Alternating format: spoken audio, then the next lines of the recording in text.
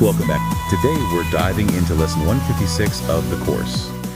As always, if you have questions or feedback on any lesson, you can reach us by email at acim@theworldharmonyproject.org. That's ACIM@theworldharmonyproject.org. And you can find us on TikTok at The World Harmony Project. Before we unpack the ideas in lesson 156, we always take a moment to read the text of the lesson itself. Let's do that now.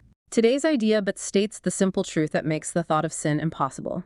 It promises there is no cause for guilt, and being causeless, it does not exist. It follows surely from the basic thought so often mentioned in the text. Ideas leave not their source. If this be true, how can you be apart from God? How could you walk the world alone and separate from your source? We are not inconsistent in the thoughts that we present in our curriculum. Truth must be true throughout, if it be true. It cannot contradict itself, nor be in parts uncertain and in others sure. You cannot walk the world apart from God because you could not be without Him. He is what your life is. Where you are, He is. There is one life, that life you share with Him. Nothing can be apart from Him and live. Yet where He is, there must be holiness as well as life. No attribute of His remains unshared by everything that lives. What lives is holy as Himself because what shares His life is part of holiness and could no more be sinful than the sun could choose to be of ice, the sea elect to be apart from water, or the grass to grow with roots suspended in the air. There is a light in you which cannot die, whose presence is so holy that the world is sanctified because of you. All things that live bring gifts to you and offer them in gratitude and gladness at your feet. The scent of flowers is their gift to you. The waves bow down before you, and the trees extend their arms to shield you from the heat and lay their leaves before you on the ground that you may walk in softness, while the wind sinks to a whisper around your holy head. The light in you is what the universe longs to behold. All living things are still before you, for they recognize who walks with you. The light you carry is their own, and thus they see in you their holiness, serving you as Savior and as God. Accept their reverence, for it is due to holiness itself, which walks with you, transforming in its gentle light all things unto its likeness and its purity. This is the way salvation works. As you step back, the light in you steps forward and encompasses the world. It heralds not the end of sin in punishment and death. In lightness and in laughter is sin gone, because its quaint absurdity is seen. It is a foolish thought, a silly dream, not frightening, ridiculous perhaps, but who would waste an instant in approach to God Himself for such a senseless whim? Yet you have wasted many, many years on just this foolish thought. The past is gone, with all its fantasies. They keep you bound no longer. The approach to God is near. And in the little interval of doubt that still remains, you may perhaps lose sight of your companion and mistake him for the senseless, ancient dream that now is past. Who walks with me? This question should be asked 1,000 times a day till certainty has ended, doubting and established peace. Today, let doubting cease. God speaks for you in answering your question with these words. I walk with God in perfect holiness. I light the world. I light my mind and all the minds which God created one with me.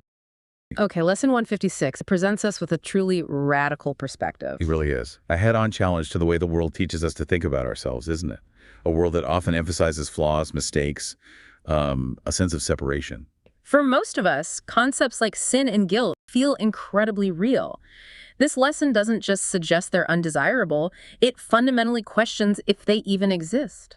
It invites us to embrace a profoundly liberating truth about who we really are. Instead of seeing ourselves as inherently flawed or needing fixing to become holy, this lesson asks us to consider that holiness is already our nature. It's intrinsic. Right. It's not something to strive for, but something we need to recognize within ourselves. Yes. The lesson guides us away from the world's view, being separate, sinful, towards the truth of being perfectly holy, one with our source. It's a complete transformation of perspective.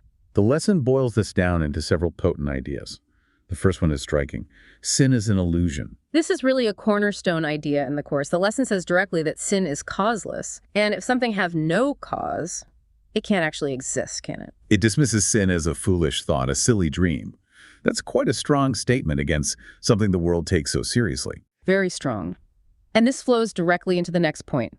Ideas do not leave their source. Okay, so if God is our source and God is perfect holiness, what does that imply about us? It implies we share that source's nature. If we were created by God and ideas don't leave their source, then His holiness is our holiness. Logically, we can't be separate from Him or His perfect nature, despite how things might appear in the world. Which brings us right to the core idea. Inherent holiness. Our life isn't separate from God's life. We share one life with him. Therefore, the lesson states plainly, we are as holy as God himself. This isn't some future state we need to achieve. It's our present, unchangeable reality. Our holiness is eternal.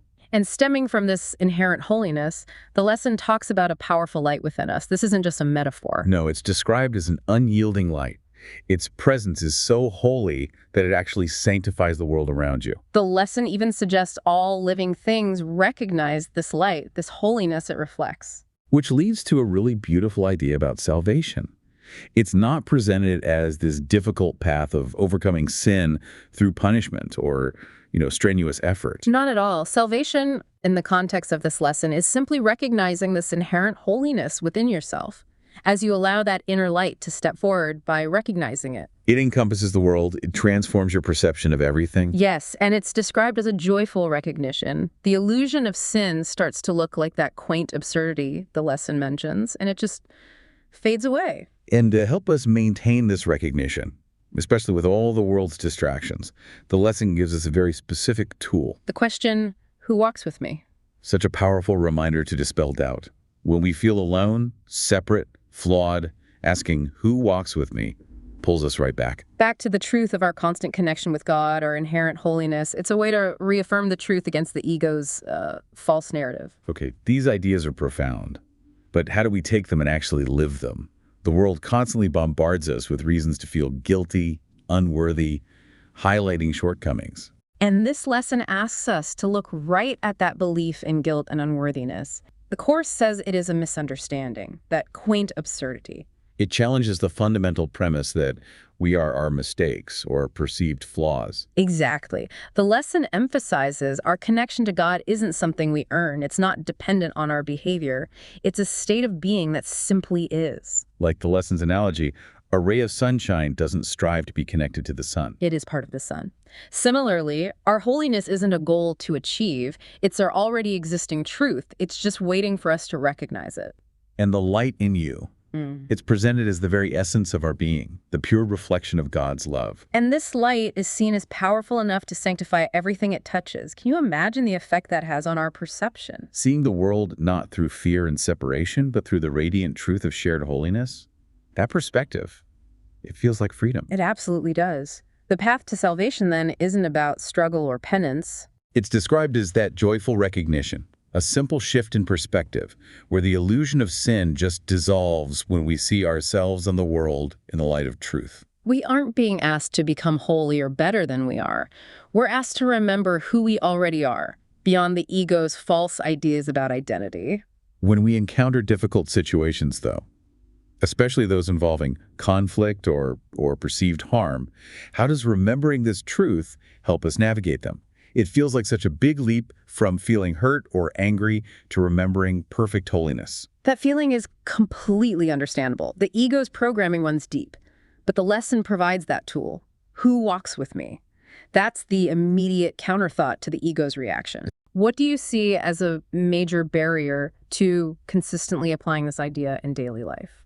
For me, it's the speed and intensity of those egoic reactions. When something happens that triggers fear or anger, the initial impulse can be so strong. It takes a conscious effort to bring the truth of who walks with me to mind, instead of just reacting from those old patterns. That pause, it's everything, isn't it? That's where the shift can happen. Building on that, I've been concerned, as I know many have, about the rise in reports of hateful attacks towards strangers. Societal divisions seem to be widening. Yes, it is unsettling to see such overt expressions of egoic fear and separation. It really highlights the contrast between the world's view and the perspective offered in the Course. It actually gives us a powerful scenario to explore how Lesson 156 might be applied in a moment of intense provocation. Let's look at that. Imagine Nikki and Dave are walking down the street. Suddenly, a stranger approaches Dave and just unleashes a torrent of racist verbal abuse. Okay. Nikki sees Dave's body tense up, his jaw clench, eyes narrow, a clear physical reaction setting in. Right. This is a moment designed to trigger deep fear, anger, a sense of separation. Nikki's practiced response, inspired by the Course, would be to create that crucial pause before reacting. And that pause is where the lesson's teaching can be brought right into the situation. It allows for that inner recentering by asking, who walks with me? as the hateful words are hitting them. Nikki would mentally take a deep breath. She'd recall the core teaching of Lesson 156, I walk with God in perfect holiness. And this isn't just an affirmation for herself, it's the recognition that this truth, God's perfect holiness, applies to everyone.